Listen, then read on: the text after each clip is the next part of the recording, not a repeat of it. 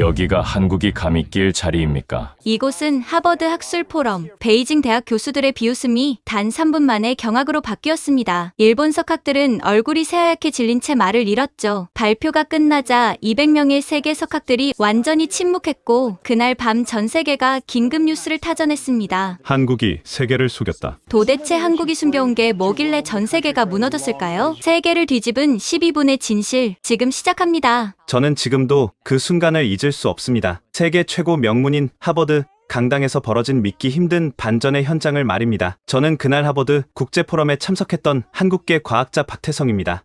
미국에서 35년을 살며 물리학 연구에 매진해온 교수죠. 하버드에서 박사를 받고 MIT에서 연구원으로 일했으며 현재는 보스턴 대학교에서 교수로 재직하고 있습니다. 동아시아 문명과 미래라는 주제로 열린 이 행사에는 세계 각국의 내로라 하는 석학들이 모여 있었어요. 포럼 시작 30분 전, 저는 강당 로비에서 최종 발표자 명단을 확인하고 있었습니다. 중국 대표 리웨이첸 교수, 일본 대표 나카무라 켄지 교수, 그리고 저는 눈을 비비고 다시 봤어요. 일주일 전까지만 해도 제 이름이 있던 한국 대표 자리가 완전히 사라져 있었습니다. 실례합니다. 발표자 명단에 제 이름이 빠진 것 같은데요. 저는 떨리는 목소리로 행사 진행자에게 물었습니다. 백발의 진행자는 안경 너머로 저를 쳐다보더니 차갑게 말했어요. 아, 박 교수님이시군요. 죄송합니다만 프로그램이 변경되었습니다. 시간 관계상 동아시아 발표는 중국과 일본만 진행하기로 했어요. 하지만 저도 한 달 동안 준비했는데 이해해 주시길 바랍니다. 어차피 중국과 일본이 동아시아의 핵심이니까요. 그 말을 듣는 순간 제 가슴에 뭔가 날카로운 것이 꽂히는 것 같았어요. 35년, 제가 미국에서 보낸 시간입니다. 하버드에서 박사를 받고 MIT에서 연구원으로 일하고 수십 편의 논문을 발표했죠. 그런데 결국 저는 한국은 여전히 없는 존재였던 겁니다. 화장실로 들어가 거울을 봤습니다. 머리가 반쯤 센 동양인 남자가 거기 있었어요. 저는 세면대를 꽉 잡고 고개를 숙였습니다. 눈물이 날 것 같았지만 참았어요. 아니, 익숙했다고 해야 맞을 겁니다. 35년, 내가 뭘 위해 살았나? 혼잣말이 새어나왔습니다. 박사 과정 때 지도교수가 했던 말이 떠올랐어요. 너희 나라는 기술이 없잖아. 그냥 베끼기나 잘하지. 그때도 저는 아무 말도 못했습니다. 증명할 방법이 없었으니까요. 밖으로 나와 강당으로 향했습니다. 500명이 넘는 참석자들이 자리를 채우고 있었어요. 맨 앞줄에는 중국과 일본 대표의 이름표가 놓여 있었습니다. 인도, 독일, 프랑스. 하지만 한국 자리는 아예 만들어지지도 않았죠. 마치 처음부터 없었던 것처럼. 저는 뒤쪽 구석 자리에 앉았습니다. 옆자리에 인도계 학생이 저를 흘끔 쳐다봤어요. 저는 애써 미소를 지으며 프로그램을 펼쳤습니다. 동아시아 세션 중국의 혁신, 일본의 정밀함이라고 적혀 있었어요. 한국은 제목에조차 없었습니다. 오늘도 또 투명인간이 되는구나. 저는 작게 한숨을 쉬었습니다. 하지만 그때는 몰랐어요. 불과 2시간 뒤, 이 강당이 완전히 뒤집힐 거라는 걸, 한국이라는 이름이 모든 사람의 입에서 나올 거라는 걸 말이죠. 사회자가 마이크를 잡았습니다. 자, 이제 동아시아 문명의 과거와 미래를 논하는 시간입니다. 먼저 중국의 리웨이첸 교수님을 모시겠습니다. 박수가 터져 나왔어요. 저는 주먹을 꽉 쥐었습니다. 이제 시작이었습니다. 굴욕의 시간이 말이죠. 무대에 올라선 중국의 리웨이첸 교수는 베이징대 출신답게 당당했습니다. 키도 크고 목소리도 우렁찬 그는 자신감이 넘쳐 보였어요. 여러분, 동아시아 문명의 시작은 바로 중국입니다. 그의 첫마디에 청중들이 집중하기 시작했어요. 화면에 거대한 만리장성 사진이 떠올랐습니다. 4대 발명품을 보십시오. 화약, 나침반, 종이, 인쇄술. 이 모든 것이 중국에서 시작되었습니다. 인류 문명을 바꾼 이 위대한 발명품들이 우리 조상들의 손에서 탄생했어요. 슬라이드가 넘어갈 때마다 청중들의 감탄이 커졌습니다. 저는 뒷자리에서 이 모습을 지켜보며 답답함을 느꼈어요. 화약이 없었다면 현대의 무기 체계가 있었을까요? 나침반이 없었다면 대항해 시대가 열렸을까요? 종이가 없었다면 지식의 전파가 가능했을까요? 리에이첸 교수는 열정적으로 말을 이어갔습니다. 그리고 현재를 보십시오. 우리의 고속철도 기술은 어떻습니까? 시속 350km로 달리는 우리의 기술력을 보세요. 베이징에서 상하이까지 4시간 만에 도착합니다. 이것이 바로 중국의 속도입니다.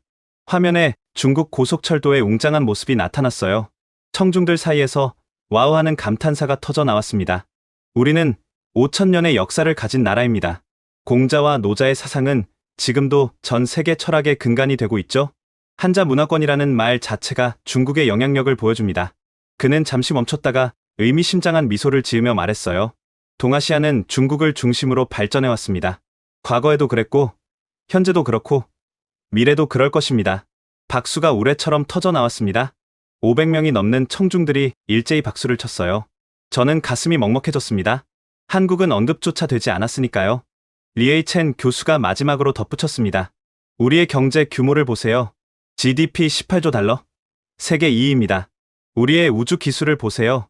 달의 뒷면에 착륙한 유일한 나라입니다. 이것이 바로 중국의 위상입니다. 또다시 박수가 터졌어요. 몇몇 사람들은 기립박수까지 쳤습니다. 저는 의자에 깊숙이 몸을 파묻었어요. 마치 제가 작아지는 것 같았습니다. 동아시아의 미래는 중국이 이끌어갈 것입니다. 1대1로 프로젝트로 우리는 새로운 실크로드를 만들고 있어요. 아시아를 넘어 유럽과 아프리카까지 연결하는 거대한 경제 벨트를 구축하고 있습니다. 리에이첸 교수가 무대에서 내려오자 열화와 같은 박수가 이어졌습니다. 사회자가 감격스러운 표정으로 말했어요. 정말 인상적인 발표였습니다. 중국의 위대한 과거와 찬란한 미래를 동시에 볼 수 있었네요. 저는 속으로 생각했습니다. 한국도 있는데, 우리도 역사가 있고 기술이 있는데, 하지만 그 생각을 입 밖으로 낼 용기는 없었어요. 아니, 기회조차 없었죠. 사회자가 다시 마이크를 잡았습니다. 이번에는 일본의 나카무라 켄지 교수님을 모시겠습니다. 일본이 보여준 정밀함의 미학에 대해 들어보겠습니다. 저는 한숨을 쉬었어요. 이제 일본 차례였습니다. 또 한 번 한국은 없는 나라가 되겠죠? 나카무라 켄지 교수가 무대에 올랐습니다. 도쿄대 출신의 그는 정중하면서도 자부심이 넘치는 표정이었어요. 깔끔한 정장에 은퇴 안경, 전형적인 일본 학자의 모습이었죠. 안녕하십니까? 저는 일본의 정신에 대해 말씀드리고자 합니다. 그의 목소리는 차분했지만 힘이 있었어요. 화면에 사무라이의 모습이 나타났습니다. 사무라이 정신을 아십니까? 완벽을 추구하는 장인 정신. 그것이 바로 일본의 혼입니다. 우리는 하나를 만들더라도 최고를 만듭니다. 슬라이드가 바뀌자 도요타 자동차 공장의 모습이 나타났어요. 도요타의 생산 방식을 보세요. 저스트 인 타임, 카이젠, 이 모든 것이 세계 제조업의 표준이 되었습니다. 불량률 제로를 추구하는 우리의 정신이 만든 기적입니다. 청중들이 고개를 끄덕였어요. 특히 경영학 교수들이 열심히 메모를 하는 게 보였습니다. 우리의 전자 제품을 보십시오. 소니, 파나소닉, 닌텐도. 이 브랜드들이 세계를 어떻게 바꿨는지 아실 겁니다. 워크맨이 음악 문화를 바꿨고 플레이스테이션이 게임 문화를 바꿨습니다. 화면에 역대 소니 제품들이 차례로 나타났어요. 워크맨부터 최신 플레이스테이션까지. 그리고 우리의 문화 산업을 보세요. 애니메이션과 만화는 이제 전 세계 청소년 문화의 중심입니다. 포켓몬, 드래곤볼, 나루토. 이 캐릭터들을 모르는 사람이 있습니까? 몇몇 젊은 참석자들이 미소를 지었어요. 그들도 분명 일본 애니메이션을 보며 자랐을 테니까요. 일본의 미슐랭 스타 레스토랑 수를 아십니까? 우리는 프랑스 다음으로 많은 미슐랭 스타를 보유하고 있습니다. 스시는 이제 세계 고급 요리의 대명사가 되었죠. 나카무라 교수는 잠시 숨을 고르더니 더욱 열정적으로 말했습니다. 우리는 세계에서 가장 많은 노벨상을 받은 아시아 국가입니다. 과학 분야에서만 20명이 넘는 수상자를 배출했어요. 이것이 바로 일본의 연구력입니다. 저는 점점 작아지는 기분이었어요. 한국도 노벨상 수상자가 있지만 단 한 명뿐이니까요. 메이지 유신 이후 우리는 아시아에서 가장 먼저 근대화에 성공했습니다. 서양의 기술을 받아들이되 일본의 정신을 잃지 않았죠. 그 결과가 바로 오늘날의 일본입니다. 그의 목소리에 자부심이 묻어났어요. 와비사비라는 말을 아십니까? 불완전함 속에서 완전함을 찾는 일본의 미학입니다. 우리는 단순히 기술을 만드는 게 아니라 예술을 만듭니다. 박수가 터져 나왔습니다. 저는 주변을 둘러봤어요. 모든 사람들이 감탄하는 표정이었습니다. 일본은 작은 섬나라지만 세계 3위의 경제 대국입니다. 자원이 없어도 기술과 정신으로 이뤄낸 기적이죠. 나카무라 교수가 마무리를 했습니다. 동아시아의 정밀함, 그것은 바로 일본이 세계에 선물한 것입니다. 우레와 같은 박수가 쏟아졌어요. 저는 고개를 숙였습니다. 2시간 동안 한국은 단 한 번도 언급되지 않았으니까요. 질의응답 시간이 되자 앞자리에 앉은 한 학생이 손을 들었습니다. 인도계로 보이는 하버드 MBA 학생이었어요. 곱슬머리에 날카로운 눈빛을 가진 20대 후반의 남학생이었죠. 정말 흥미로운 발표 잘 들었습니다.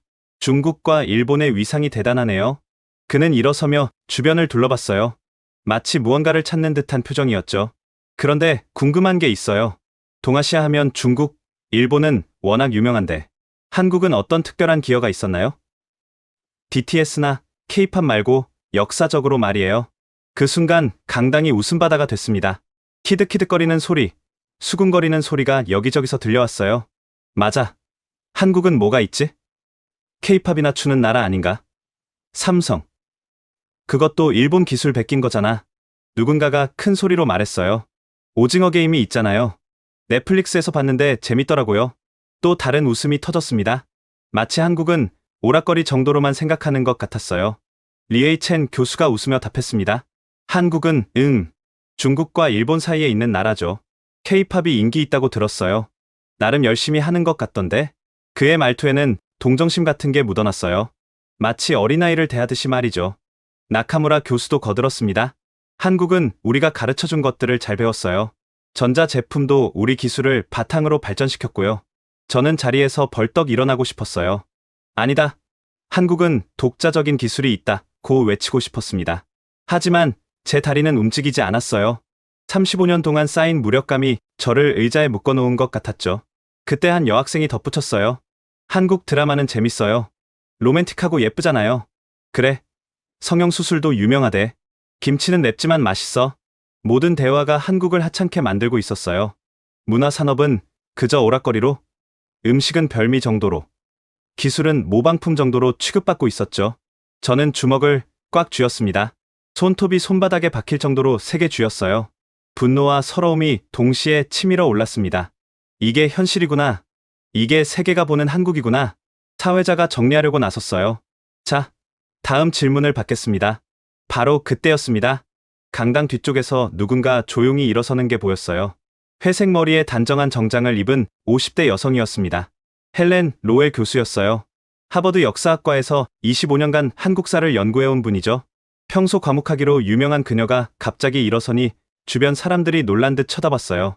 잠깐만요. 로웰 교수의 목소리는 조용했지만 강단이 있었습니다. 모든 시선이 그녀에게 쏠렸어요.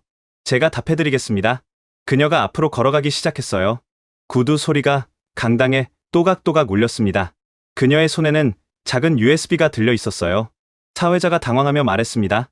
아, 로웰 교수님. 예정에 없던 발표인데 5분만 시간을 주세요. 아니, 10분이면 충분합니다.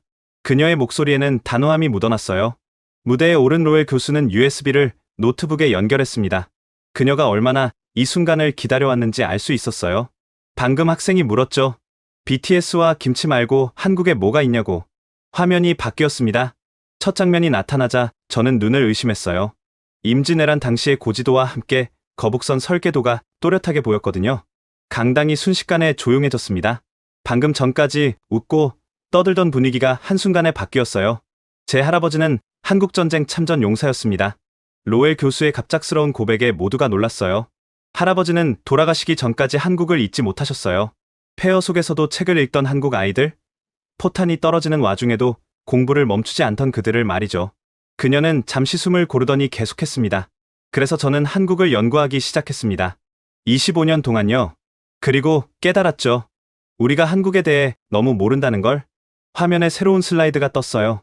1592년 세계 최초의 철갑선이라는 제목이었습니다. 여러분, 이것을 보세요. 그녀가 거북선 설계도를 확대했어요.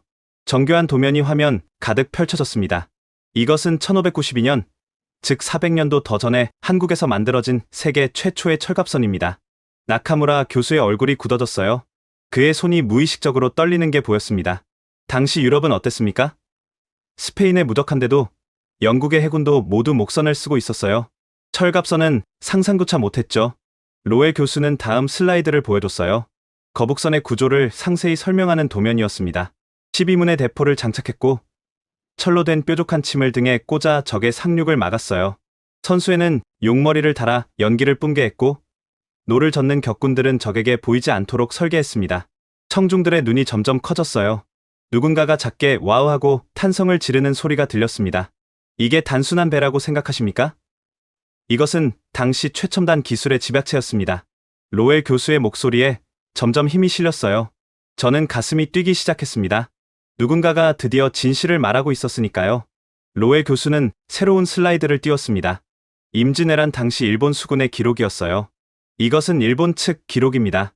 철로 덮인 괴물 같은 배가 나타나 우리 함대를 초토화시켰다고 적혀 있어요. 일본 수군은 이 배를 보고 도망치기 바빴다고 합니다. 나카무라 교수의 표정이 더욱 굳어졌어요. 자국의 기록이 증거로 제시되니 반박할 수가 없었던 거죠. 거북선을 설계한 사람이 누군지 아십니까? 이순신 장군입니다. 그는 단순한 군인이 아니었어요. 천재적인 과학자이자 전략가였죠. 화면에 이순신 장군의 초상화가 나타났어요. 그는 조류와 바람을 계산하고 지형을 이용하고 심리전을 구사했습니다. 현대해군 전술의 교과서라고 할 수 있죠. 로엘 교수는 다음 자료를 보여줬어요. 영국 해군 사관학교의 교재였습니다. 영국 해군 사관학교에서는 이순신 장군의 전술을 가르칩니다. 넬슨 제독과 함께 세계 해군사의 영웅으로 말이죠. 청중들이 술렁이기 시작했어요. 이런 사실을 처음 듣는 사람들이 대부분이었으니까요. 거북선의 철갑 기술을 보세요. 단순히 철판을 덮은 게 아닙니다. 포탄을 튕겨내도록 각도를 계산했고 무게 중심을 잡기 위해 설계를 수정했어요. 이것은 현대 전차의 경사 장갑 원리와 같습니다. 한 미국인 교수가 손을 들고 물었어요. 정말 놀랍네요. 그런데 왜 이런 사실이 알려지지 않은 거죠? 로엘 교수가 씁쓸하게 웃었습니다. 한국은 자랑하는 것을 좋아하지 않는 민족이에요. 조용히 해내고 조용히 성취하죠. 그래서 세계가 모르는 겁니다. 그녀는 새로운 슬라이드를 보여줬어요. 한산도 대첩의 전술도였습니다. 한산도 대첩을 아십니까? 이순신 장군이 하객진이라는 독창적인 전술로 일본 함대 59척을 격침시키고 단 한 척도 잃지 않은 전투입니다. 리에이첸 교수가 놀란 표정으로 물었어요. 59대 0이라고요? 그게 가능한가요? 네, 가능했습니다. 왜냐하면 이순신은 단순히 싸운 게 아니라 과학적으로 계산했거든요. 로엘 교수는 전투 시뮬레이션을 보여줬어요. 현대 컴퓨터로 재현한 한산도 대첩이었죠. 보세요. 하객진 전술은 하기 날개를 펼친 모양입니다. 적을 유인해서 포위하고 집중 포격을 가하는 전술이죠. 이것은 현대해군 전술의 기초가 되었습니다. 화면에 숫자들이 나타났어요. 일본 수군 사상자 8,000명, 조선 수군 사상자 19명. 이게 기적입니까? 아닙니다. 과학입니다. 철저한 준비와 계산의 결과죠. 청중들이 숨을 죽이고 듣고 있었어요. 방금 전까지 한국을 조롱하던 그들이 이제는 경외감 어린 표정으로 화면을 바라보고 있었습니다. 그런데 이게 다가 아닙니다. 로엘 교수가 말했어요. 거북선은 단순한 무기가 아니었어요. 그것은 한국인의 창의성과 독창성을 보여주는 상징이었습니다. 그녀는 거북선과 다른 나라 군함들을 비교한 표를 보여줬어요. 보세요. 같은 시대 중국 군함, 일본 군함, 유럽 군함, 모두 비슷한 구조입니다. 하지만 한국만 완전히 다른 발상으로 배를 만들었어요. 저는 눈물이 날 것 같았습니다. 드디어 누군가가 한국의 진실을 말하고 있었으니까요. 이것이 바로 한국의 DNA입니다. 남들과 다른 길을 가는 용기, 불가능을 가능으로 만드는 창의성. 로엘 교수는 잠시 멈췄다가 말했습니다. 하지만 이것은 시작에 불과합니다. 로엘 교수는 새로운 슬라이드를 띄웠습니다. 한산도 해전의 상세한 지도였어요. 1592년 8월 14일 한산도 앞바다. 이순신 장군의 함대 56척과 일본 함대 73척이 맞붙었습니다. 지도 위에 양측 함대의 움직임이 애니메이션으로 재현되기 시작했어요. 숫자로는 일본이 우세했죠. 게다가 일본 수군은 당시 동아시아 최강이었습니다. 외구로 단련된 그들의 해상 전투력은 악명이 높았어요. 나카무라 교수가 불편한 표정을 지었지만 아무 말도 하지 못했습니다. 하지만 이순신은 과학으로 맞섰습니다. 먼저 조류를 계산했어요.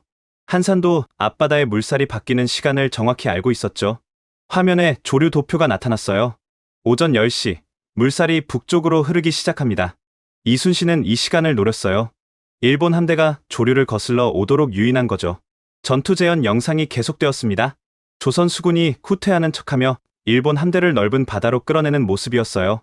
그리고 결정적인 순간 하객진을 펼쳤습니다. 함대가 하기 날개를 펼친 모양으로 변하는 장면이 나타났어요. 청중들이 탄성을 질렀습니다. 이 진영의 천재성이 뭔지 아십니까? 모든 함포가 중앙으로 집중 사격할 수 있다는 겁니다. 현대의 교차 사격 개념이죠. 한 군사 전문가가 손을 들었어요. 잠깐, 그게 16세기에 가능했다고요? 네, 가능했습니다. 왜냐하면 이순신은 각 함선의 포 사거리를 정확히 계산했거든요. 그리고 깃발 신호로 일제 사격을 명령했죠. 로에 교수는 일본 측 기록을 보여줬어요. 일본 수군 장수 와키자카 야스하루의 기록입니다. 하늘에서 비처럼 포탄이 쏟아졌다. 우리는 어떻게 대응해야 할지 몰랐다고 적혀 있어요. 전투 결과가 화면에 떴어요. 조선 수군 전사자 19명, 일본 수군 전사자 8,980명. 이게 운이었을까요? 아닙니다. 이순신은 매일 일기를 썼어요. 난중일기를 보면 바람의 방향, 조류의 속도, 날씨 변화를 모두 기록했죠. 로에 교수는 난중일기의 한 페이지를 보여줬어요. 보세요. 맑음. 남서풍 3m, 조류 북향 2노트. 이런 식으로 매일 기록했어요. 이것은 현대 기상 관측과 다름없습니다. 청중들이 고개를 끄덕였어요. 과학적 사고를 중시하는 하버드 사람들에게 이런 접근은 충격이었죠. 그리고 더 놀라운 건 심리전입니다. 새로운 자료가 화면에 떴어요. 이순신은 일부러 적장의 배를 먼저 공격하지 않았어요. 주변 배들을 먼저 격침시켜 적장이 공포에 떨게 만들었죠. 그리고 마지막에 생포했습니다. 한 심리학과 교수가 감탄했어요. 그것은 현대 심리전의 교과서네요. 맞습니다. 이순신은 단순한 무인이 아니었어요. 그는 과학자이자 전략가이자 심리학자였습니다. 로에 교수는 마지막 슬라이드를 보여줬어요. 세계 해군 사관학교들의 교육 자료였습니다. 미국 해군 사관학교, 영국 해군 대학, 일본 방위대학교. 모두 이순신의 전술을 가르칩니다. 왜일까요? 그의 전술이 시대를 초월한 보편성을 갖고 있기 때문입니다. 저는 가슴이 벅차올랐어요. 한국의 영웅이 세계적으로 인정받고 있다는 사실에 자부심이 느껴졌습니다. 하지만 진짜 놀라운 건 이제부터입니다. 로엘 교수의 눈이 반짝였어요. 화면이 바뀌자 거대한 조선소의 모습이 나타났습니다. 울산 현대중공업의 전경이었어요. 축구장 수십 개를 합친 듯한 거대한 부지에 거인 같은 크레인들이 늘어서 있었죠. 이제 현대의 거북선을 보겠습니다. 로엘 교수의 목소리에 힘이 실렸어요. 전 세계 LNG선의 60%가 한국에서 만들어집니다. 이게 무슨 의미인지 아십니까? 그녀는 LNG선의 구조도를 보여줬어요. LNG, 액화천연가스는 영하 163도로 보관해야 합니다. 조금만 온도가 올라가면 폭발하죠. 이런 극한의 조건을 견디는 탱크를 만들 수 있는 나라가 몇 개나 될까요? 청중들이 고개를 갸웃거렸어요. 전 세계에서 단 3나라뿐입니다. 한국, 일본, 중국. 그런데 기술력 차이가 압도적이에요. 그래프가 나타났습니다. 한국 60%, 일본 20%, 중국 15%. 특히 멤브레인 방식이라는 최첨단 기술은 한국이 독점하고 있습니다. 프랑스가 원천 기술을 갖고 있지만 상용화는 오직 한국만 가능해요. 리에이첸 교수가 반박했습니다. 중국도 조선업에 막대한 투자를 하고 있습니다. 곧 따라잡을 겁니다. 로엘 교수가 고개를 저었어요. 투자와 기술은 다릅니다. LNG선 한 척을 만드는 데 필요한 용접 기술자를 아십니까? 특수 용접 자격증을 가진 기술자가 500명 필요해요. 이런 인력을 하루아침에 만들 수 있습니까? 그녀는 새로운 자료를 보여줬어요. 더 충격적인 사실을 알려드리죠. 미국 해군이 자국 전함의 수리를 한국에 의뢰하고 있습니다. 강당에서 와 하는 소리가 터져 나왔어요. 미국인들조차 놀라는 표정이었습니다. USS 피츠제럴드, USS 존 맥케이노. 이 구축함들이 사고로 손상됐을 때 어디서 수리했는지 아십니까? 한국입니다. 화면에 미해군 구축함이 한국 조선소에 입항하는 사진이 나타났어요. 미국이 왜 태평양을 건너 한국까지 군함을 보낼까요? 자국에도 조선소가 있는데 말이죠. 한 미국인 교수가 대답했어요. 기술력 때문이겠죠. 정확합니다. 미국 조선소는 군함 건조에만 특화되어 있어요. 복잡한 수리나 개조는 한국이 더 뛰어납니다. 게다가 속도도 빠르고 품질도 우수하죠. 로엘 교수는 계속했습니다. 한국 조선업의 역사를 아십니까? 1970년대만 해도 한국은 배 한 척 제대로 못 만들었어요. 새로운 사진이 나타났습니다. 젊은 시절의 정주영 회장이었어요. 현대 창업자 정주영 회장의 이야기를 들려드리죠. 그는 영국 은행에 가서 말했어요. 배를 만들겠으니 돈을 빌려달라고. 청중들이 귀를 기울였어요. 은행에서 물었죠. 배 만들어 본 적 있습니까? 정주영 회장이 뭐라고 답했는지 아세요? 아니요. 하지만 만들 수 있습니다라고 했어요. 몇몇 사람이 웃었지만 로엘 교수는 진지했습니다. 그는 한국 500원짜리 지폐를 꺼냈어요. 거기 그려진 거북선을 보여주며 말했죠.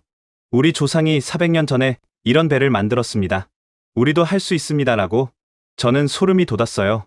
거북선이 현대 조선업으로 이어지는 스토리였으니까요. 그리고 2년 후 정주영은 26만 톤급 초대형 유조선을 만들어냈습니다. 세계가 깜짝 놀랐죠. 통계 그래프가 나타났어요. 그로부터 50년 후 한국은 세계 조선업 1위가 됐습니다. 불가능을 가능으로 만든 거죠.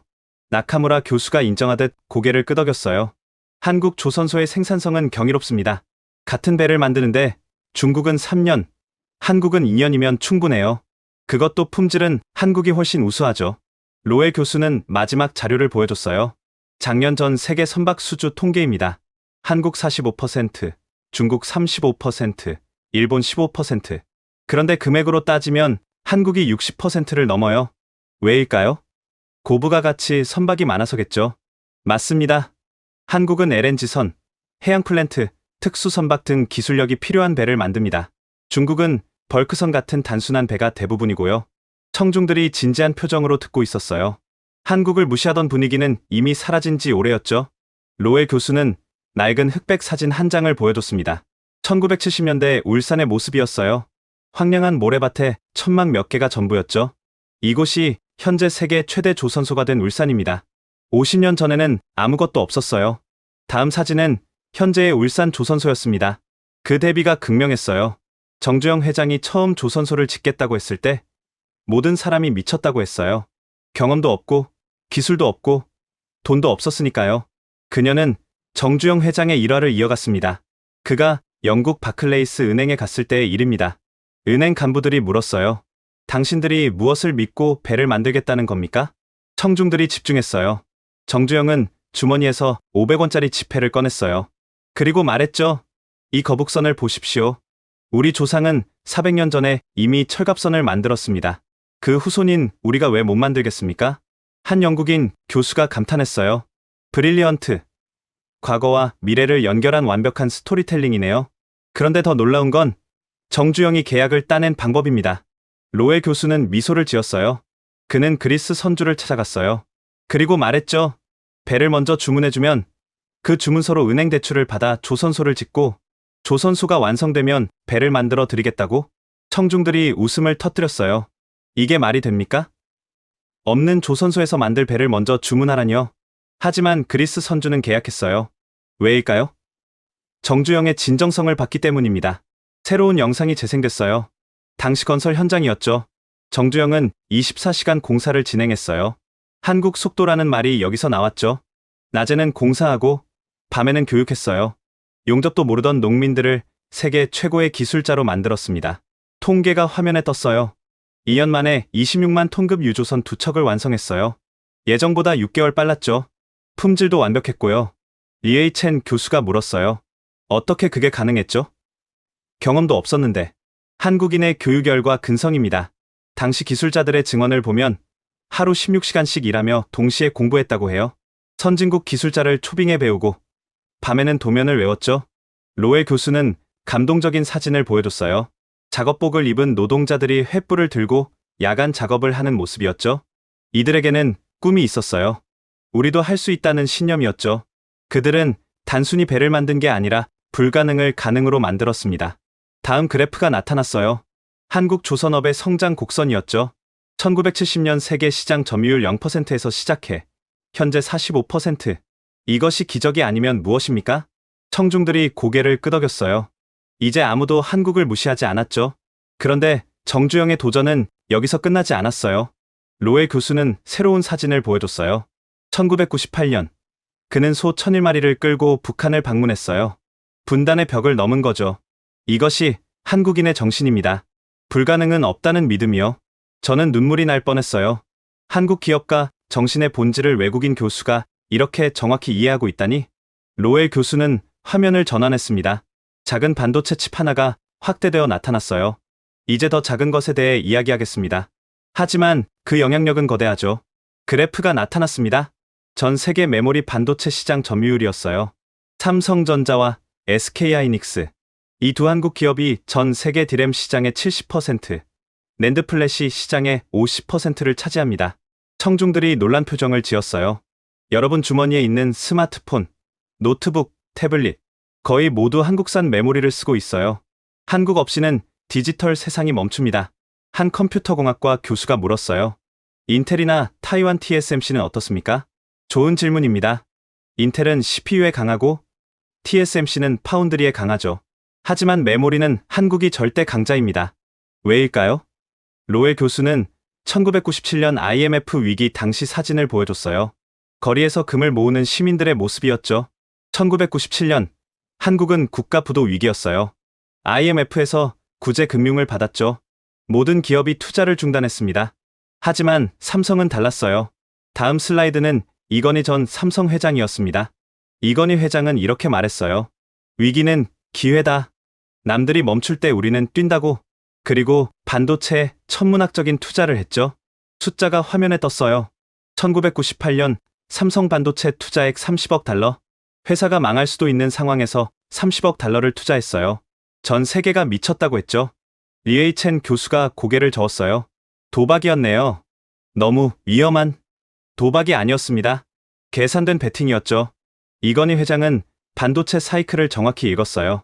불황기에 투자하면 호황기에 시장을 지배한다는 걸 알았죠. 그래프가 나타났습니다. 2000년대 초반 삼성의 시장 점유율이 수직 상승하는 모습이었어요. 결과는 대성공이었습니다. 일본 기업들이 몰락하고 삼성이 1위가 됐죠. 이것이 한국식 경영입니다. 위기를 기회로 만드는 역발상이요. 로엘 교수는 반도체 공장 내부 사진을 보여줬어요. 반도체는 먼지 하나 허용하지 않는 초정밀 산업입니다. 클린룸은 수술실보다 1000배 깨끗해야 해요. 이런 환경을 만들고 유지하는 것 자체가 기술입니다. 나카무라 교수가 인정하듯 말했어요. 한국의 반도체 수율은 정말 놀랍습니다. 같은 웨이퍼에서 일본보다 10% 더 많은 칩을 생산하죠. 그 비결이 뭔지 아십니까? 한국 엔지니어들의 헌신입니다. 로엘 교수는 삼성 기흥 공장의 야경을 보여줬어요. 24시간 불이 켜진 공장이었죠. 한국 반도체 공장은 절대 멈추지 않아요.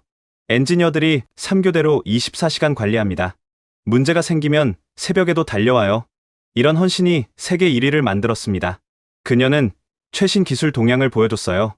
현재 삼성은 3나노미터 공정을 양산하고 있어요. 머리카락 굵기의 3만 분의 1입니다. 이런 기술을 가진 회사는 전 세계에 3곳뿐이에요. 청중들이 감탄했어요. 더 놀라운 건 투자 규모입니다. 삼성은 최근 발표한 계획에 따르면 향후 10년간 반도체에 450조 원을 투자한다고 했어요. 한국 GDP의 20%에 달하는 금액이죠. 한 경제학과 교수가 말했어요. 그것은 국가적 베팅이네요. 맞습니다. 한국은 반도체에 구군을 걸었어요. 그리고 지금까지 성공했죠. 자원이 없는 나라가 기술로 세계를 지배하는 겁니다. 저는 가슴이 뿌듯했어요. 제가 평생 연구한 반도체 분야에서 조국이 세계 최고라는 사실이 자랑스러웠습니다. 로엘 교수는 한국의 GDP 성장 그래프를 보여줬습니다. 1960년대부터 현재까지 거의 수직으로 상승하는 곡선이었어요. 이 그래프를 보세요. 1960년 1인당 GDP 79달러, 현재 35,000달러, 60년 만에 440배 성장입니다. 청중들이 숨을 들이켰어요.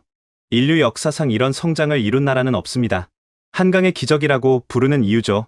그녀는 다른 나라들과 비교 그래프를 보여줬어요. 같은 기간 미국은 8배, 일본은 25배, 중국은 180배 성장했어요.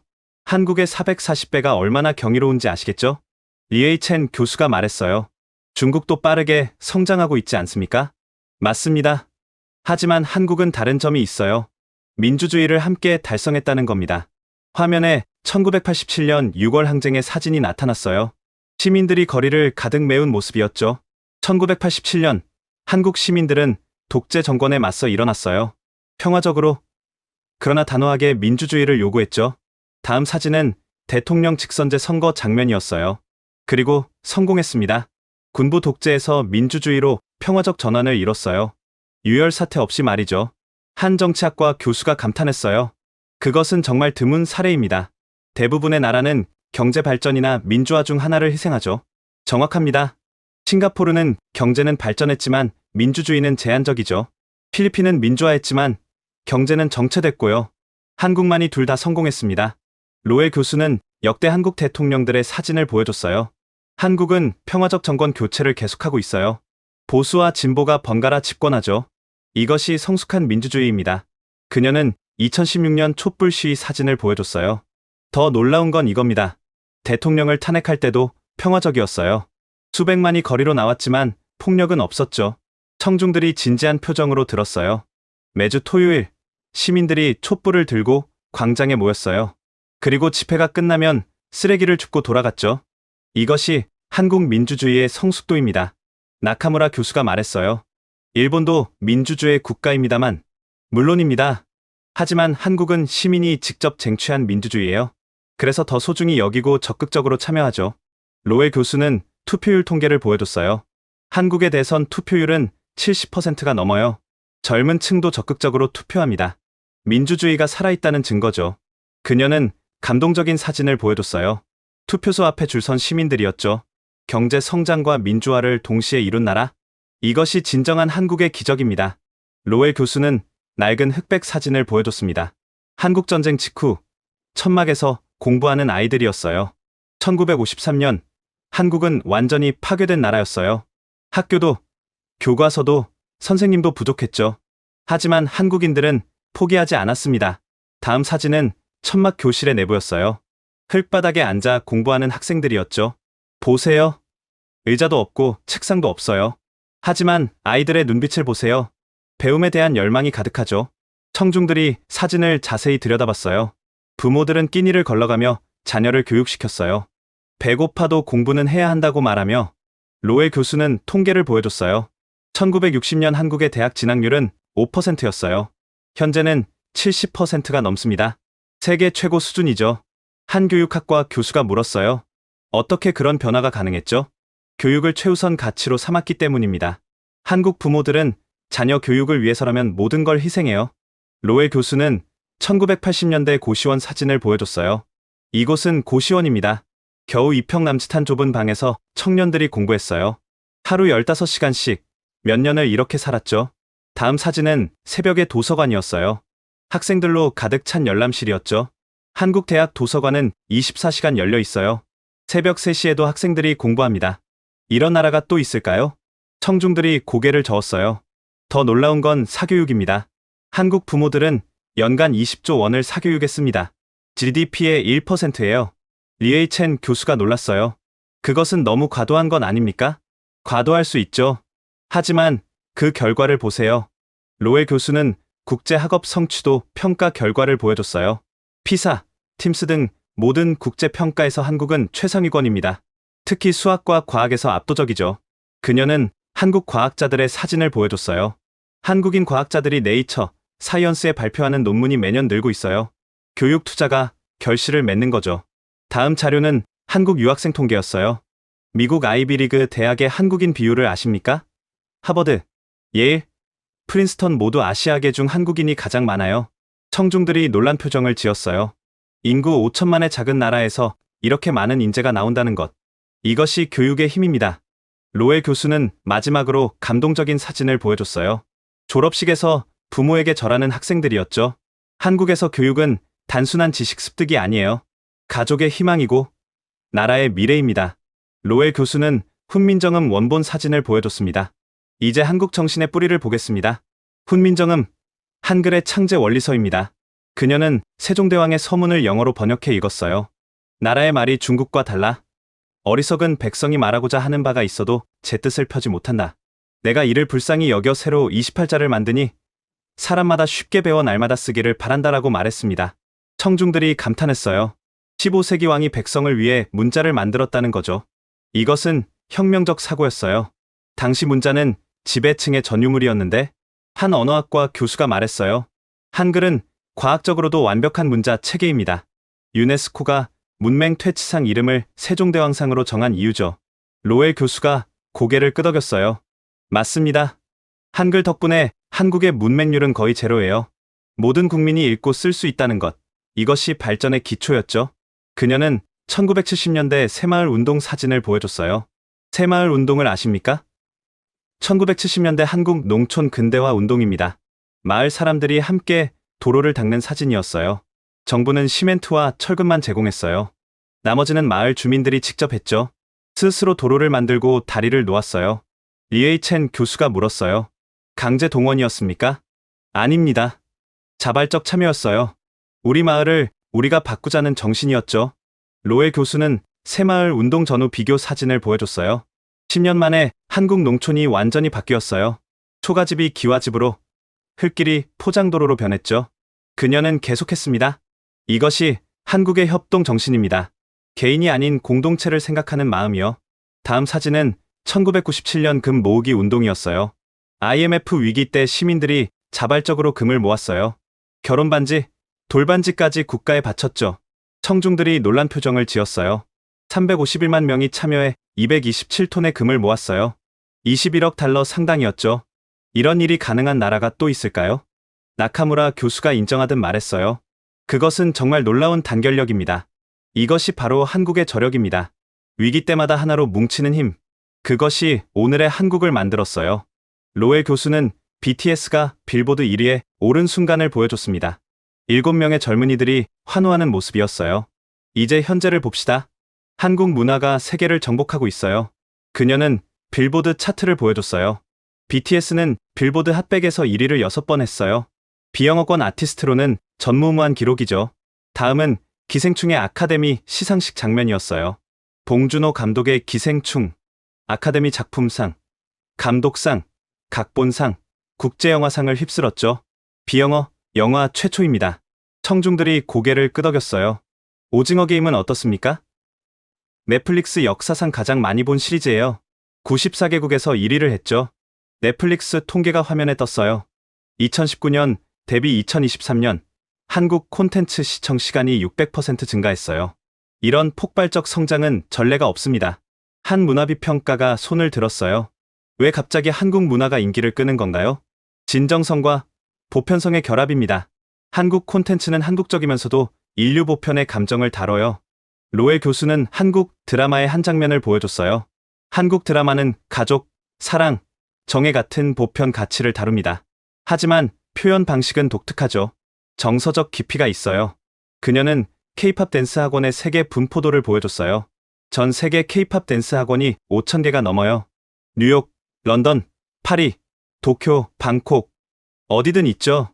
다음은 한국어 학습자 통계였어요. 듀오링고에서 한국어는 세계 7번째로 많이 배우는 언어예요. 5년 전 23위였는데 말이죠. 청중들이 놀랐어요. 한국 음식은 어떻습니까? 김치, 불고기, 비빔밥이 세계 어디서나 인기예요. 파리의 한국 식당 사진이 나타났어요. 프랑스인들이 줄 서 있는 모습이었죠. 미슐랭 가이드 파리편에 한국 식당이 15개 실렸어요. 프랑스인들이 한국 음식을 인정한 거죠. 로엘 교수는 K-뷰티 산업 통계를 보여줬어요. 한국 화장품 수출액이 연간 100억 달러를 넘어요. 10단계 스킨케어가 세계 표준이 됐죠. 그녀는 마지막으로 말했습니다. 이것은 단순한 유행이 아니에요. 라이프 스타일 전체를 수출하는 거죠. 한국적 삶의 방식이 세계인의 선택을 받고 있는 겁니다. 저는 가슴이 벅차올랐어요. 한국 문화가 이렇게 세계적 영향력을 갖게 될 줄은 꿈에도 몰랐으니까요. 로엘 교수의 발표가 끝나자 강당은 완전한 침묵에 빠졌습니다. 500명이 넘는 청중이 숨소리조차 내지 않았어요. 그때 나카무라 교수가 천천히 일어났습니다. 로엘 교수님, 감사합니다. 저는 제가 얼마나 무지했는지 깨달았습니다. 그의 목소리에는 진정성이 묻어났어요.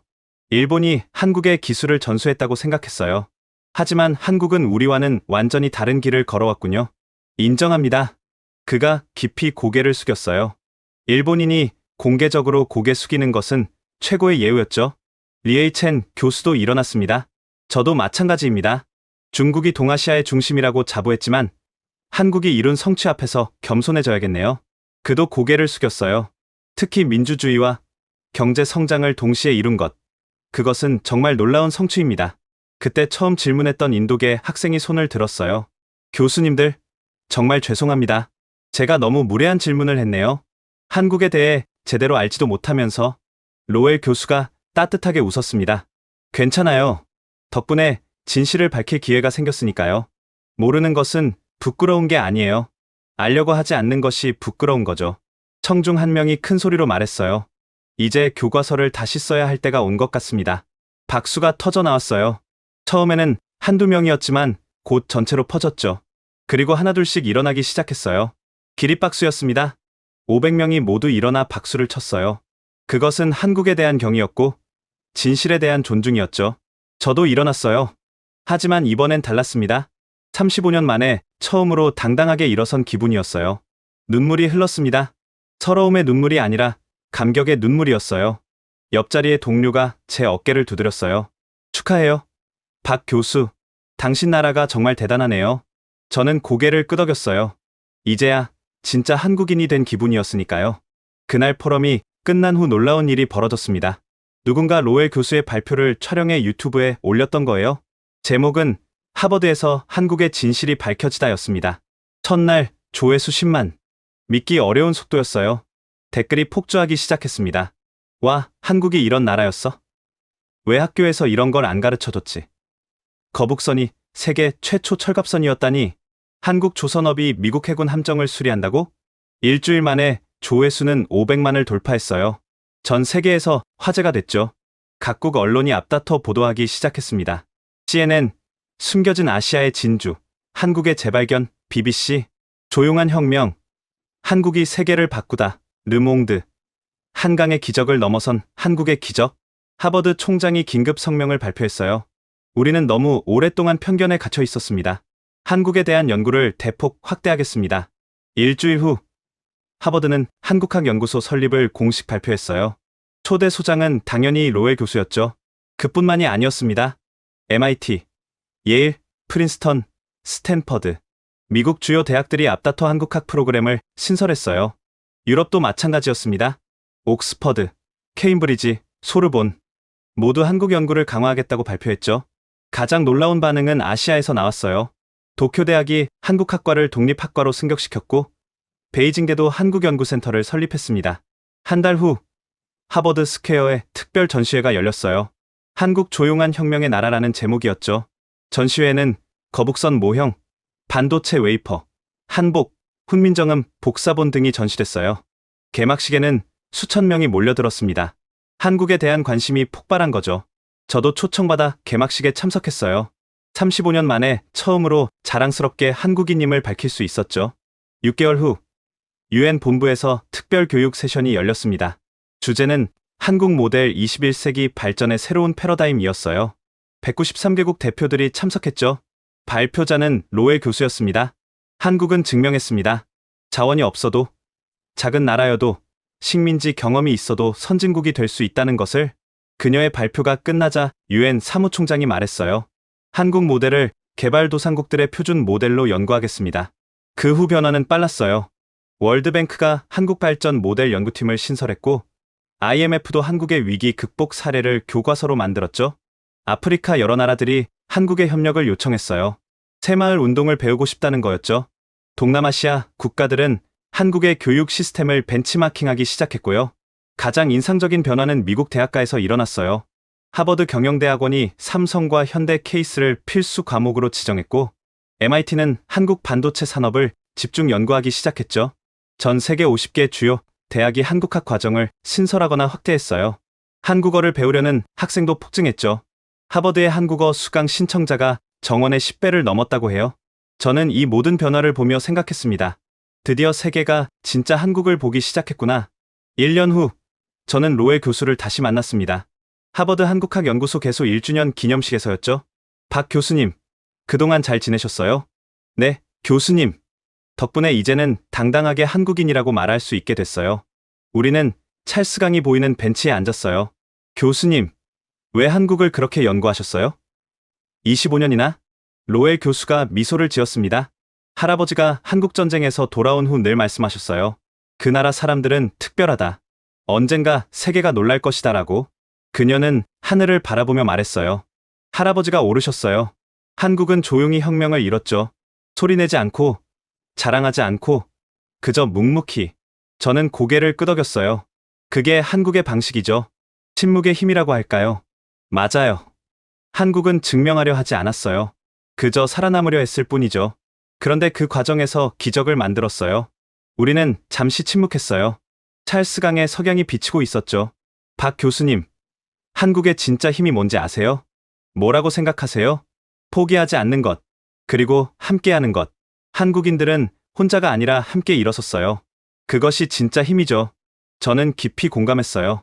35년 타국 생활을 하면서도 잊지 못했던 것이 바로 그거였으니까요. 그날 이후 저는 한국에 대해 다시 생각하게 됐습니다. 우리는 왜 스스로를 낮게 평가했을까요? 왜 우리의 성취를 자랑스러워하지 못했을까요? 아마도 너무 빨리 달려왔기 때문일 겁니다. 뒤돌아볼 여유가 없었던 거죠. 하지만 이제는 알아야 합니다. 한국은 거북선으로 세계의 전사를 바꿨고 한글로 민주적 문자 혁명을 이뤘습니다. 폐허에서 일어나 선진국이 됐고 독재를 평화적으로 끝냈습니다. 반도체로 세계를 지배하고 조선업으로 바다를 정복했습니다. 그리고 지금 문화로 세계인의 마음을 사로잡고 있죠. 이 모든 것을 조용히 묵묵히 해냈습니다. 우리는 증명하려 한 게 아니었어요. 그저 살아남으려 했을 뿐이었죠. 부모 세대는 자식을 위해 희생했고 우리는 그 희생에 보답하려 노력했습니다. 그것이 한강의 기적을 만들었고 민주화를 이뤘고 한류를 탄생시켰습니다. 이제 세계가 한국을 주목합니다. 더 이상 숨겨진 나라가 아니에요. 하지만 우리는 여전히 겸손해야 합니다. 그것이 우리의 방식이니까요. 조용히, 그러나 확실하게. 그것이 한국의 길입니다. 여러분, 우리는 위대한 나라의 국민입니다. 그 사실을 잊지 마세요. 지금까지 하버드 포럼에서 벌어진 놀라운 반전의 순간을 들려드렸습니다. 어떠셨나요? 우리가 몰랐던 우리나라의 진짜 모습 놀라우셨죠? 이런 자랑스러운 이야기를 더 많은 사람들과 나누고 싶다면 구독과 좋아요 꼭 눌러주세요. 특히 이 영상을 공유해주세요. 세계가 인정한 한국의 위대함을 더 많은 사람들이 알아야 하니까요. 여러분이 알고 있는 한국의 자랑스러운 이야기가 있다면 댓글로 꼭 남겨주세요. 다음에는 여러분의 이야기로 찾아뵙겠습니다. 우리의 이야기는 계속됩니다. 감사합니다. 지금까지 원더풀 해외 사연이었습니다.